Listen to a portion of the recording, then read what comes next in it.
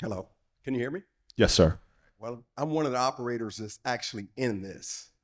I see the mistakes. I have resolved some mistakes. Branding is very important. If you don't take at least 40 to 50% of your shelf space from the beginning, you will not make one dime to pay your bills. When my store was open, my business partner didn't give me a dime. I went from an illegal grow of making 20,000 a month to nothing. They didn't give me a dime, but they put 500,000 in their building. Then after they put the 500,000 in their building, they called their friends from North, okay, to come down to give the store product. Put me in debt of $300,000 on day one. Okay, no, and I'm still not no money in my pocket.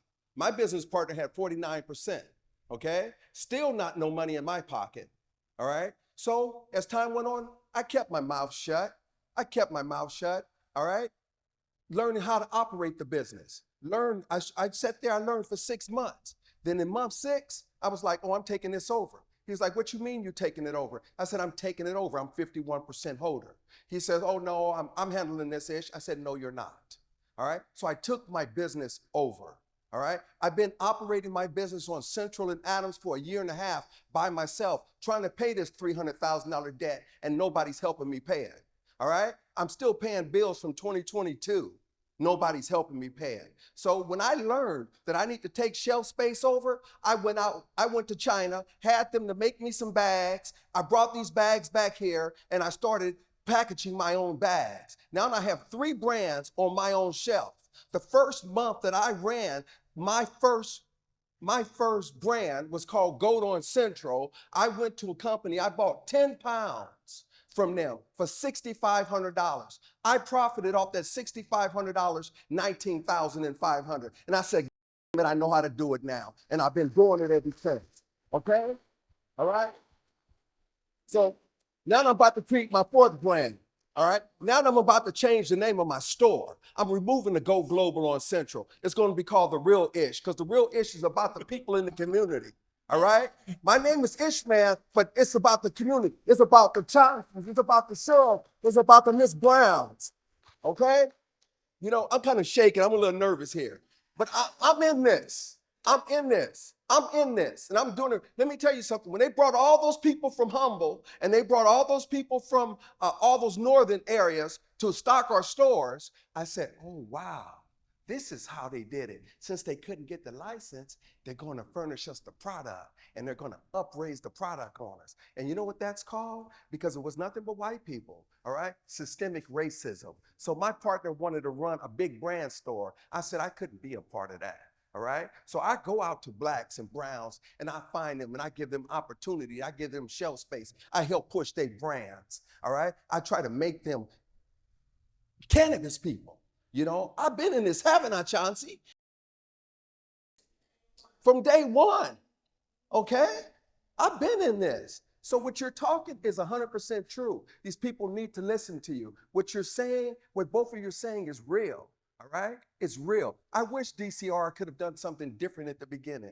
We needed money, okay? We couldn't run this project without money. When I went to one of the biggest events and I introduced myself to one of the biggest brands called Doja, and the first thing that SB said to me, oh, you're the social equity guy. I said, no, I'm not social equity. I'm Ishman, okay? You know, I stood up on him. And when I finished with him, he apologized. You know, he said, I didn't mean it like that. I said, but that's how you said it. And I know that's how you said it because that's my business partner pushed that on you against me. All right. So now I offered my business partner $200,000 to take his percentage back. Yeah. All right. He didn't take it. All right. So here I am. So let me tell you what I love about this gentleman's story right here. There's some things that I want to point out.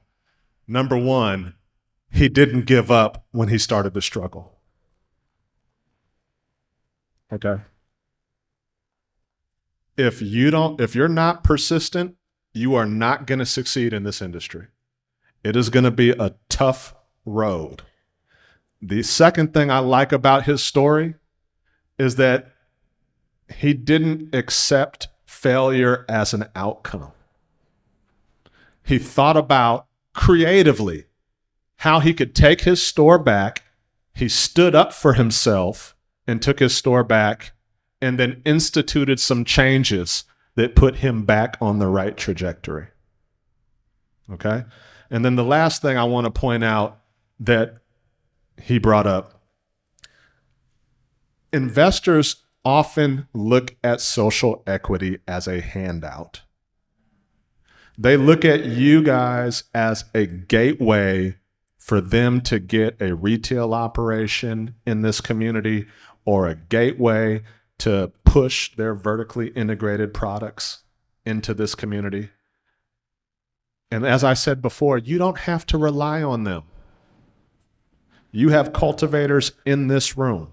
You have manufacturers in this room right now. You have distributors in this room right now, and retailers in this room right now. And last I checked, there was 500 equity businesses in Los Angeles.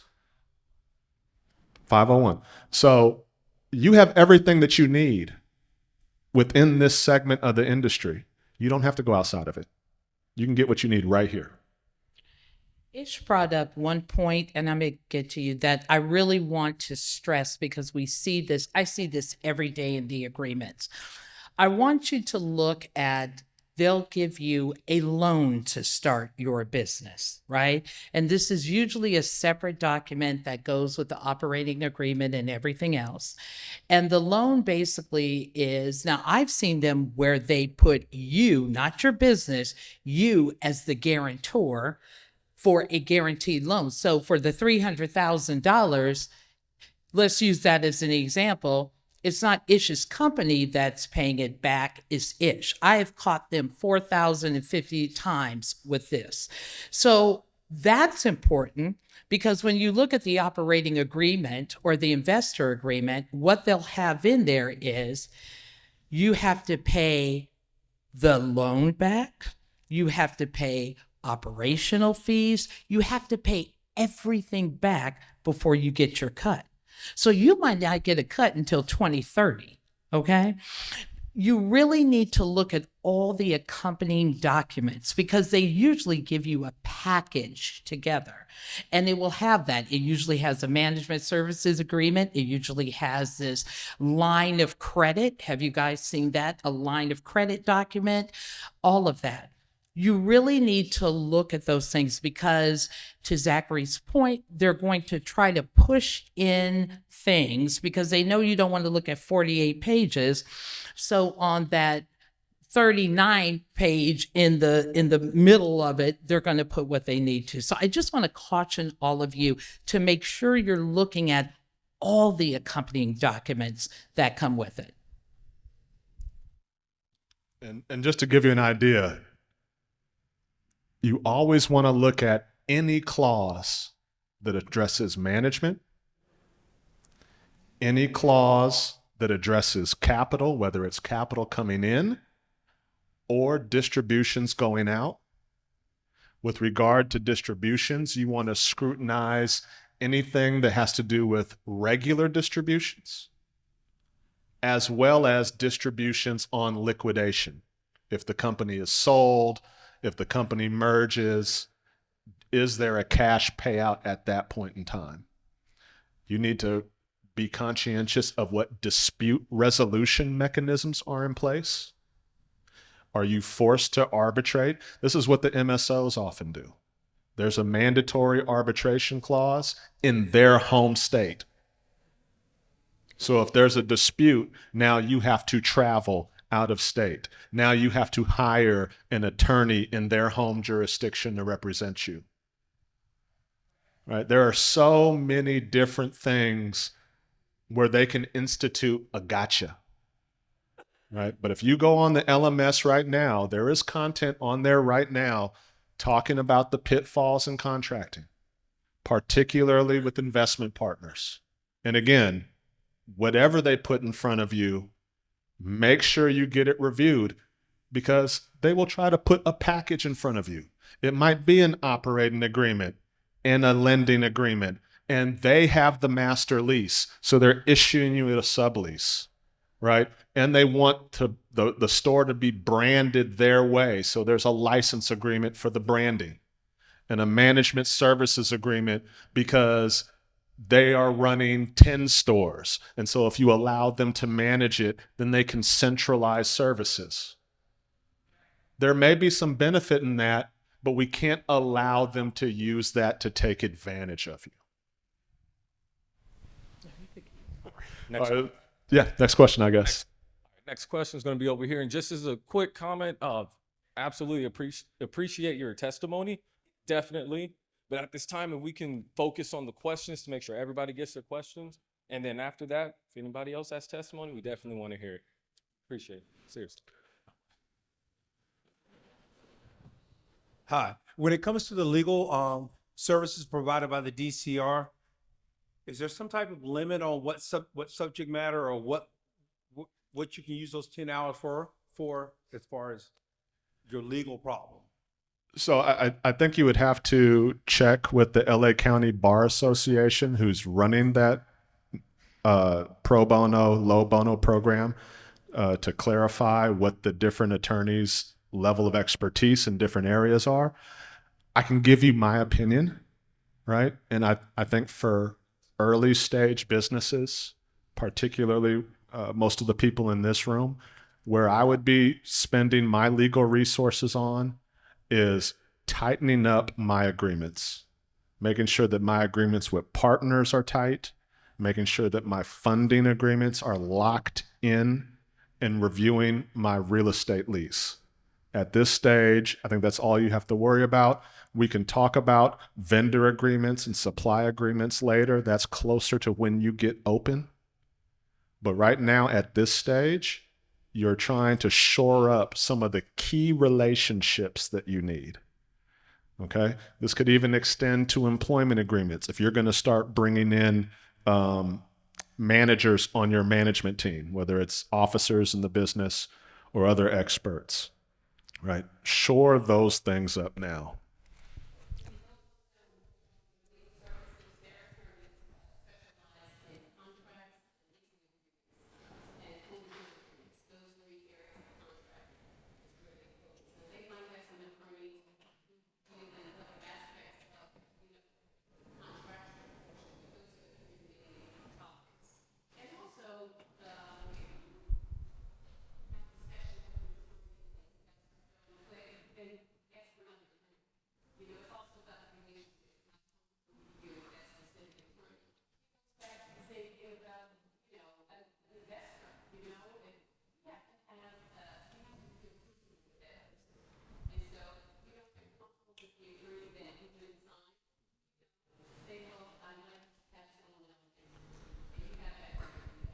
And then let me just give you one thing not to waste your legal resources on. Don't waste your legal resources on licensing. Don't do it. If you want to get a local permit here in Los Angeles, the DCR has all the content that you could ever want to walk you through step by step. If you need to apply for your state license and you're at that stage, right, there are resources available, videos, trainings that will walk you through it step by step. Do not waste your legal resources on licensing. I 100% agree. Plus, Dr. B, don't they have the lunch and learn where you can ask questions with Jason?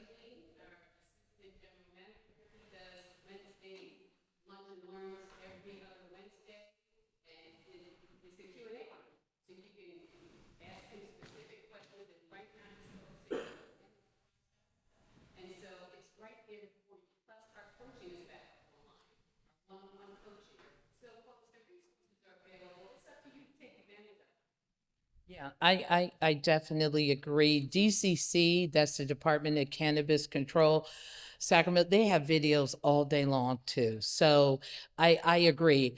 What Zachary's talking about are basically your formation documents. Everything you need, your formation and your investment documents, everything you need to get your business off the ground. I totally 100% agree. Those vendor agreements, those white label agreements, all of that can wait. You need to get your formation documents tightened up and reviewed by an attorney. Well, first and foremost, thank you guys for the information. It's very insightful. I have a two-part question, so I just want to make sure I understood correctly. To protect your cannabis brand, did I understand correctly that the way to protect it is through a trademark? So trademarks are one of the ways that you can protect your intellectual property. Now, This is specifically for a cannabis brand. yeah, so a brand incorporates a number of different elements of IP. Not all of them are going to be appropriate for trademark, right? Trademark is really about visuals, symbols, designs that we use to associate with our products or services. But there's also other elements of brand IP. For example, your pitch deck is going to be branded, right? That's not trademarkable, but it is copyrightable, right? Your website is going to be branded. Again, that's not trademarkable, but it's copyrightable. Yeah, so trademarks, the difference is largely between what sort of a protection is afforded to you. If you have a trademark for a design, no one else can use that design in commerce, right? And that trademark can be perpetual. It can go on forever. A copyright protects original works of authorship. And the reason why people get these confused is if you design a logo, for example, that is an original work of authorship, right? That is copyrightable. But a copyright doesn't afford you the same protection that a trademark would. So if you can get your logo trademarked, it's better to have it trademarked. But if you can't get it trademarked, copyright might be an alternative in that case. But if you go to a marketing company and you tell them, I want to build a brand, they're going to put 10, 20 different elements in that. It's going to be your logo. It's going to be the font that your name is in. It's going to be the color scheme behind it. It's going to be your website. It might be your social media photos. All of these things are critical elements of your brand. Not all of them are going to be trademarkable, right? Some of them you will have to protect with trademark. Some of them you might have to protect with copyright. And some you might have to protect with trade secret, right?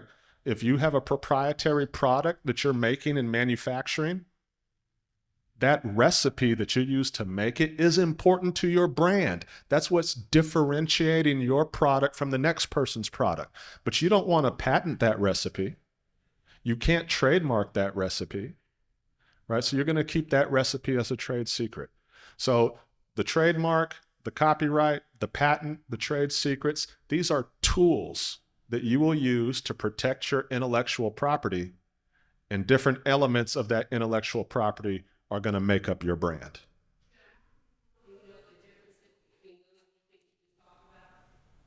If they're in the business of doing brand development, they should.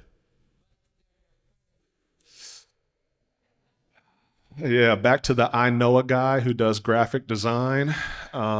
He might be able to make some really cool pictures for you, but he's probably not going to be the best resource on how to protect your IP. But you have the presentation, so you know what questions that. Right. Right. So just to bring it home, because I'm like a practical application type of person, so I want to understand. So let's just take cookies, for example. Yep. Can you just basically what you shared right now, the cookies brand, what umbrella does it fall under? You mean what tools The did they use to cookies protect it? brand, you know, the cookies logo? Yeah. What would that be? Is that a trademark? So Is that I'm certain that IP? their logo is trademarked because they introduced that logo on apparel long before they ever had a cannabis business. So I'm sure not only the logo itself, but the name, the font that name is written in, that light blue color scheme that they use, all of that is probably comprised their one trademark. Now, if you end up doing or looking at a deal with cookies, they have pitch decks, they have websites, they have other collateral which are all part of their brand, but not necessarily part of their trademark. So on a very base level, if we're talking about logos sort of material, you want that trademarked. And it's not one thing fits all. I think when you're looking at one thing fits all, and what Zachary's saying is depending on what it is. So those are your 4 buckets. Since you're practical, those are your 4 buckets. You have to decide which bucket you want protected and how you want it protected, with the notion of there's no federal trademark because it's federally illegal. Okay, so that's what you have to decide as a company. What do we want protected? That should be the overall. Do we want the font? Because all of that is true. The font, the color, the way, the script, all of that.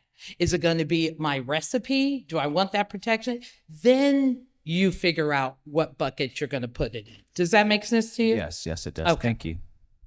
And just to give you one last example on that, I don't see the applicant in the room anymore, but there was a young lady here who got her state trademark in connection with her logo and cannabis, and then went and got a federal trademark with that same logo in apparel. Great, thanks. Hi, how you doing? I'm Sunshine. So as you said, for trademarking your logo, so a good idea would be to say, hey, I'm using this logo for apparel, get it trademark, maybe go through LegalZoom. Is that a good process? Let me give you my LegalZoom spiel. Uh-oh. I'm not one of these attorneys that hates LegalZoom. You'll find some of them out there. But I liken LegalZoom to learning how to use power tools, right? It could be a very powerful tool for you if you know what you're doing. And if you don't know what you're doing, it can just run you costs, right? The way LegalZoom works, it's very formulaic. You put your information in, they plug it into your trademark application, it gets submitted, okay? It costs extra if they have to go back and forth with the USPTO's office about that application. And the way these trademarks are issued, that application comes in, and then they have an attorney in that office like me who's going to review that application, check it against other registered marks, and at the end of the day, make a subjective determination on whether or not to approve that trademark. And I think it's very hard to get trademarks through using a formulaic system in an industry like cannabis.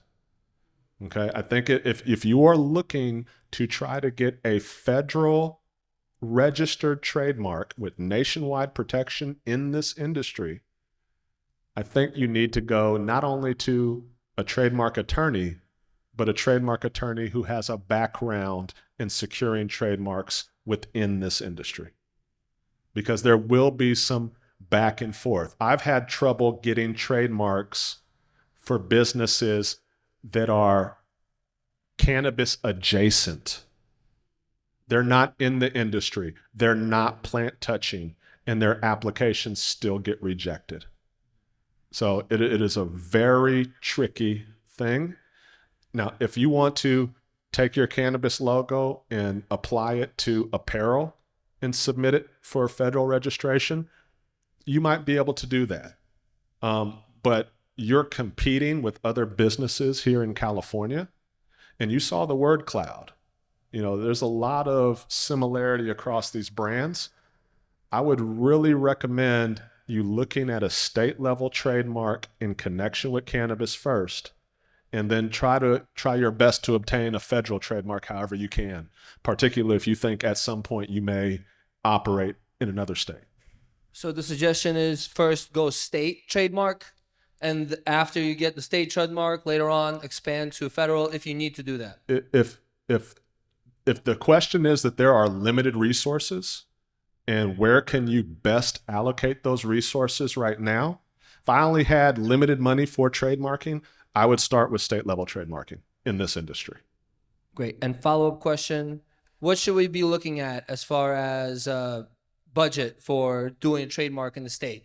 we looking like $1,000? Are we looking like where we at? Where we at? Where we at? I don't recall off the top of my head what the fees are, but the most expensive part of the trademarking process is the search, right? They have to do a clearance search. They got to make sure that there are no other trademarks out there that you're infringing upon.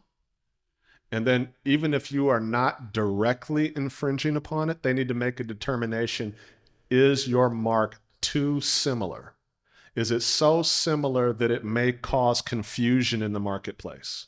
Even if it's different, right? If it's similar enough that somebody might get confused, they're going to reject. So the biggest expense, whether you're talking about federal trademarks or state level trademarks, is that clearance search. And what should be the budget around that? Like, just ballpark. Like what, you're professionals. For a federal trademark, I would talk about, probably $7,500. For a state level trademark, $1,500 is probably a good ballpark budget for starting. But obviously, the way these things increase in cost is the more interaction you have to have with that trademark office and the more searches they have to conduct.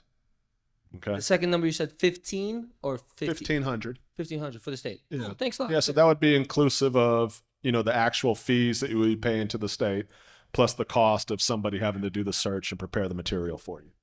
So I had a look of, I don't get the confusion in the marketplace. I'm gonna give you an example. You all remember Coming to America? Remember McDowell's versus McDonald's? That's what they're trying to make sure you don't do, okay? Got a question back here.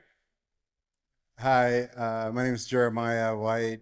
I'm one of the original social equity participants. And just a quick question.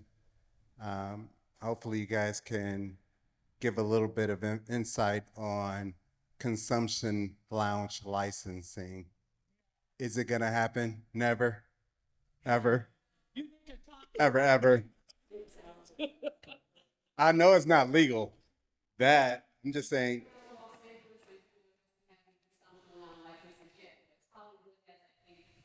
Yes.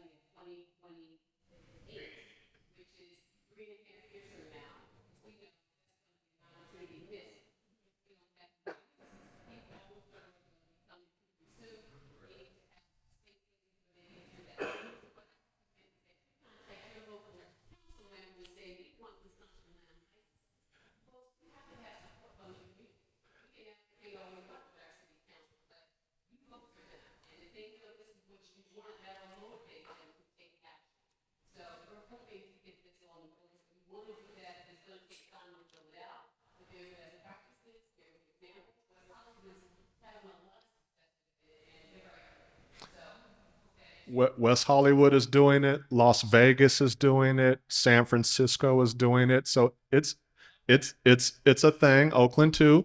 I think the brother up here made a great point that we're coming into this thinking about being business people, and this industry still requires a tremendous amount of advocacy at the local level, at the state level. Right now, our cannabis laws are somewhat draconian. I was around when they first passed these laws, and I remember operators telling local regulators and state regulators, do whatever you want. Charge whatever you want in taxes. Just give us legal cannabis. And they did. And the security regulations were insane, and the taxes were insane, and we've been trying to walk it back ever since. And it still requires more advocacy. It's still going to require more community involvement. So you can't think about this as just business people, right? You have to think about lobbying. You have to think about collective action. It would be wonderful if the equity programs around the state could get together and lobby together for their interests, if they could advocate together for their interests. I would love to see, in my opinion, reciprocity amongst equity programs, right? If you have if you're a retailer and there's a requirement that you carry equity products, well, can a store in Oakland carry equity products from a Los Angeles manufacturer and qualify? I think they should be able to, right? And vice versa. It's going to allow any operator to expand their market, and we as equity businesses need that.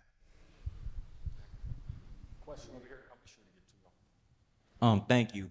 You mentioned lease agreements short while ago, and I'm a realtor, and I've been seeing that a lot of property owners are raising the lease when they find out that people want to operate a cannabis business. I'm talking about exponentially, not by a few $100s.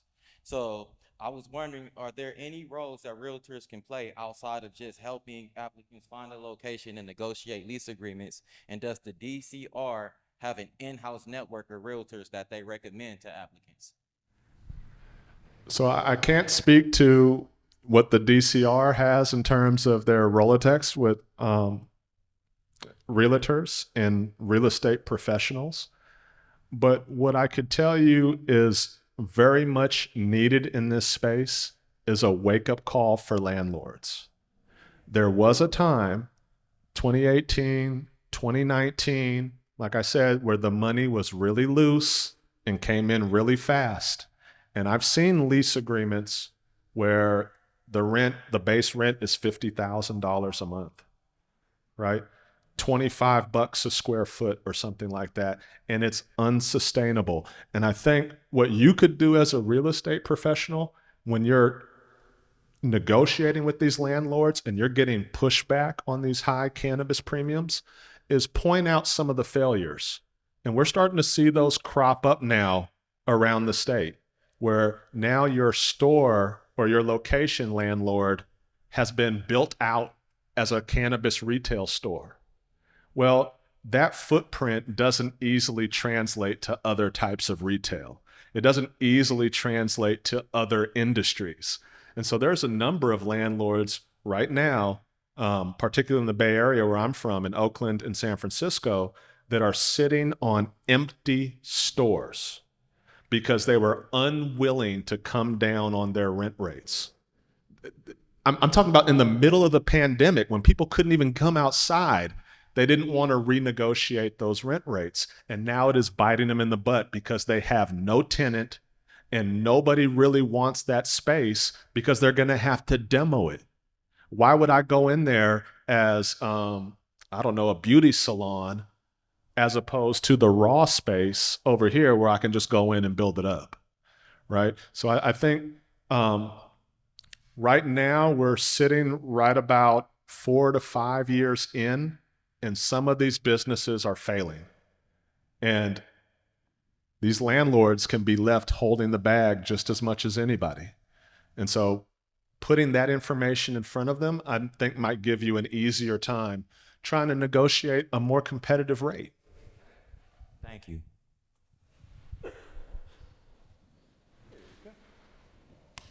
Thank you. It's a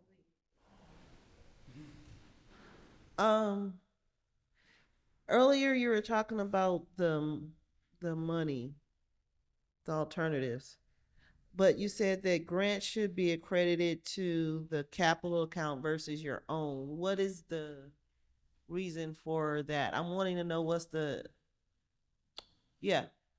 does your capital account count when you're doing those negotiations and stuff? Okay, so I should have made this more clear, and I'll own that. Every owner in a business has what we call a capital account, right? So if you're familiar with bookkeeping at all, there's accounts for everything. There's an account for your rent payment. There's an account for taxes.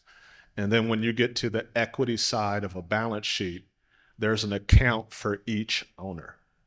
And as the value of the business increases, the value of the owner's capital accounts increase along with it, right? And so there was two points I was trying to make about the equity grants. The first is an individual point. I would recommend that you take any grant money in the name of your business, in part because it's going to be treated as income, and your business is likely to have early losses that would offset that income. If you were to take it in your name individually, then that is going to be income to you, and it is taxable. So I've seen operators take a grant in their name, they put 100% of the grant in their business, but they have a tax bill at the end of the year and no money to pay it with. So that's one cautionary tale. The other cautionary tale is if any of you are on public benefits that are means tested or asset tested and you get grant money, you could potentially lose your benefits. So for those reasons, I would recommend you take the grant in the name of your business. Now, the point I was making about the capital accounts is your business is eligible for these grants based on your equity qualification, which means that is value in the business that you are contributing.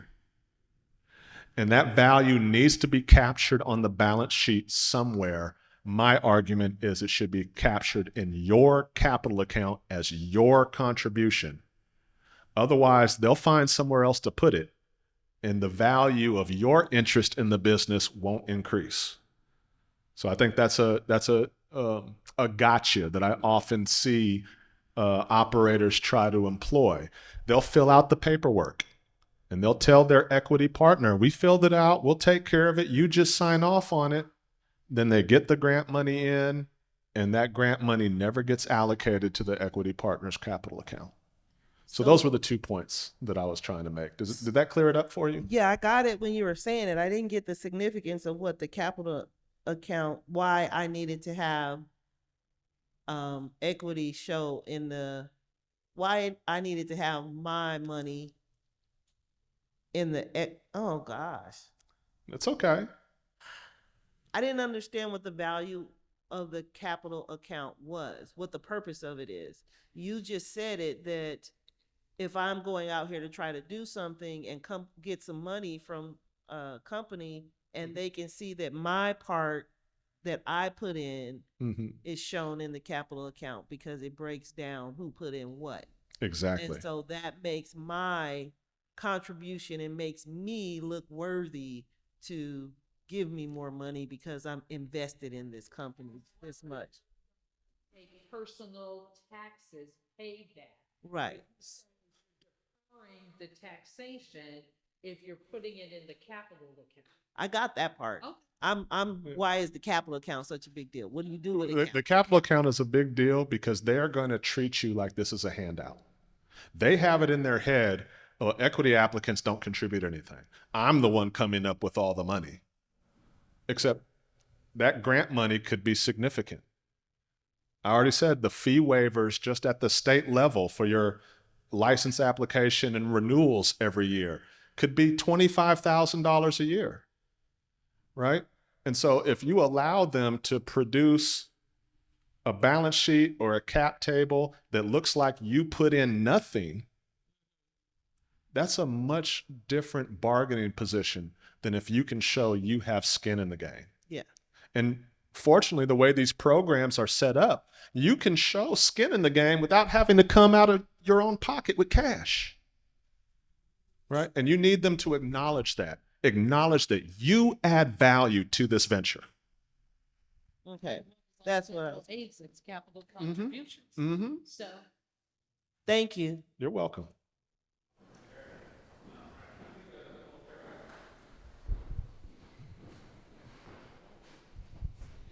Greetings, everyone. My name's Chauncey Bullock with Go Verde Incubator in Greenhaven, LA. I do have a couple of questions, but this is really pertaining to the point of grasping cash as an investment to receive, to be able to open and operate a business. But one thing too with what you were saying, if I may, you were saying it's best that we get the grant money in a business name opposed to us personally. But the way it's set up is we can't get it unless it's in our name. So how do we change that? Do we reach out to Elevate LA or?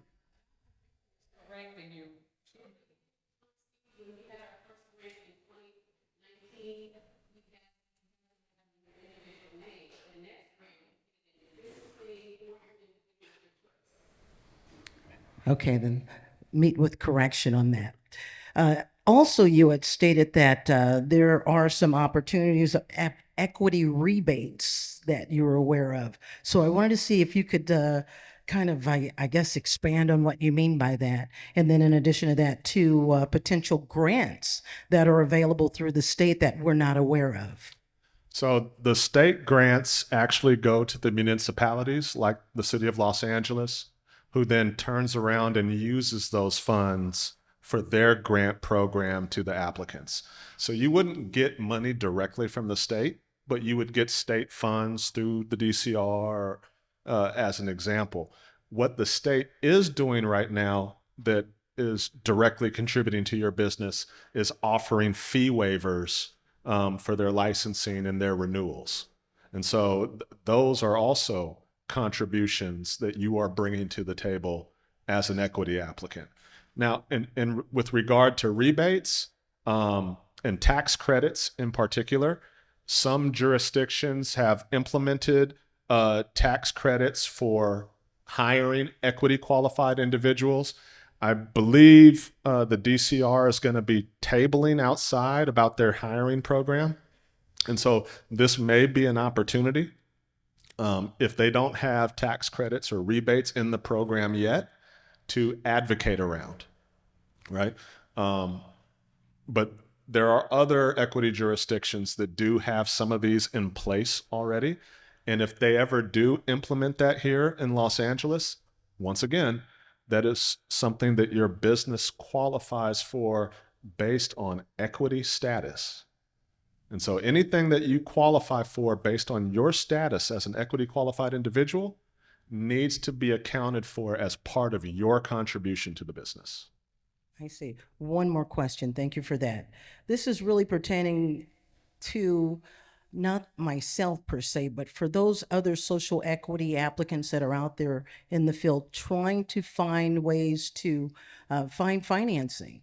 You had talked about projections and having in a sense, coming up with a way to show investors how one is in need of funds. When there is a social equity applicant out there that knows nothing about the business but want to be in the business, what do you recommend for them as to getting the necessary information to be able to present to investors that they too are in need of funding and what that funding and or that dollar amount looks like? What would you recommend to them and what steps would they be able to take to be in the know? So I got a number of answers for that. First is your own posture. You have to be comfortable learning and continuously learning. The law changes all the time. Policies change all the time. Markets change all the time. You have to be constantly reading, constantly on the lookout, and constantly brushing up your knowledge in these subjects, not necessarily to the level of expertise, but so that there's a base level of understanding as you talk about these things. This is also where team building becomes important. If finance is a struggle for you, then one of the first people you need to identify for your team is somebody who can help round out that experience. It is no easy task to put together these financial projections. And as you said, I would not rely on some cookie cutter template that you found on Google, whether it's for a business plan, whether it's for an operating agreement, or whether it's for a financial projection. And I've seen people walk into my office and say, well, I'm starting a delivery service and my partner runs a delivery service, and so this is what his financials are. That doesn't tell me anything about what your business is going to do. And even if you wanted me to believe that you're going to be able to cookie cutter what they did, do you have knowledge of how they came about their numbers? Because if you don't, when the investor starts drilling you down, well, why is your marketing spend over 8%? I think you need to spend 15% of your revenue on marketing. You don't have any answer because you took somebody else's cookie cutter, right? You don't know what thought process went into that. And so if you look at a financial projection, and I mean a complete projection, 3 to 5 years, profit and loss, cash flow, balance sheet, all of that, right? You have to be able to speak in a presentation about where those numbers are coming from, why you think those numbers are reasonable. And you have to be able to sound knowledgeable enough to push back against them when they try to resist, when they try to, again, say, I don't think this is worth what you think it's worth. You need to have a knowledge of the document that you are putting in front of them. You need to have ownership of it, whether it's your pitch deck, whether it's the financials. Now you can go to, I don't know, they have a SCORE down here, right? You can go to SCORE or one of these other business assistance organizations, and you can get blank templates, right? It's not so much the template that's important. It is the reasoning that goes into the numbers that you put in there. And if you need help with that, then definitely get in contact with some of the DCR resources, get in contact with some of the other business development resources. Even if they're not cannabis related, there are ways that they can help. And so just be real creative about that. But whatever it is you produce, whatever it is that you're going to put in front of an investor, you need to own it. You need to know it inside and out. You should be able to close your eyes and recite your investment thesis and the vision for your business. No, that's pretty much it. All right, we're gonna do about 2 more questions. After that, we'll break out of this session, but please feel free to speak with them one-on-one if you have any more additional questions. Amber, I'll give you the microphone. So basically, with all the dispensaries that are going under, like it's a lot from the Valley to Los Angeles, because of investor predatory, or they can't pay back the money and stuff like that, and we can't get loans. So how close are we to get federally legal to where we can start getting loans in and we can start seeing that? Because we're relying on predatory investors, or relying on people that are falsely like giving us promises and we can't pay them back. So how do we maneuver from that? Because I'm someone that I'm afraid to take an investor. So because of those things. Okay, so we are quite a ways away from federal legalization. But we've been nibbling around the edges, right? So we've been talking about the Safe Banking Act for a while now, and it gets some momentum, and then it goes to sleep, and then it gets some momentum again. That's, yeah, the rescheduling of it, although that could have its own problems if you now have to get a prescription for cannabis. So there's a lot of nibbling around the edges and talk. But you brought it up in the context of financing, right? And so it is not so much a legal barrier to being able to bank in the cannabis industry, so much as it is a policy barrier. So again, the traditional lenders, banks, have made a policy decision not to engage in the cannabis industry. They're going to cite whatever they want to cite. Sometimes it's federal law. Sometimes it's who their investors are. A lot of these banks have, for example, are you familiar with CalPERS? CalPERS is a big institutional investor, and they only invest in AAA plus rated stocks. And so the banks will say, well, if I start doing cannabis business, we're going to lose our AAA rating, and we'll have to go answer to CalPERS. It's an excuse. At the end of the day, the federal government has already told banks how they can lawfully engage with cannabis. It's called the Cole Memo, the Cole Memorandum, right? They've told these banks how they can lawfully do it. And then they have the Rohrabacher-Favre Amendment, which says the federal government is not going to prosecute in states that have a robust regulatory regime. So the federal government has already told these folks, You can engage in this industry, and we're not going to institute enforcement on you as long as it's regulated by the state. And they have nevertheless made the decision not to engage. Or I should say, publicly, they've made the decision not to engage, and they've told small operators that they've made the decision not to engage. But let's be honest, the big 5 banks in this country have all gone into settlements with the federal government around banking with illegal narcotics businesses. So they do it, right? And I've ran into cannabis businesses that do have bank accounts at Wells Fargo and at Chase. And I asked, well, how did you get that? Well, I know a guy who works there, and they work it out. But that's not available for everybody.